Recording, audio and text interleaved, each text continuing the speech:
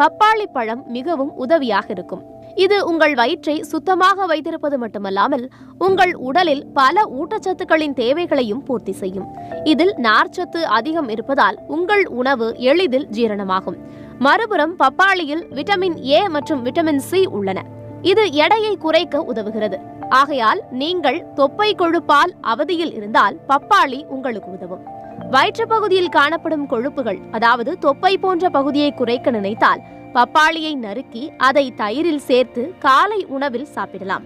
இதில் மேலும் சில பழங்களையும் சேர்க்கலாம். இதில் ஊற வைத்த உலர் பழங்களையும் சேர்த்துக் கொள்ளலாம். இதை சாப்பிட்டால் நீண்ட நேரம் வயிறு நிறைந்திருக்கும். இதன் மூலம் கொழுப்பு நிறைந்த மற்ற உணவுகளை அதிகமாக உண்பதை நீங்கள் எளிதில் தவிர்க்கலாம்.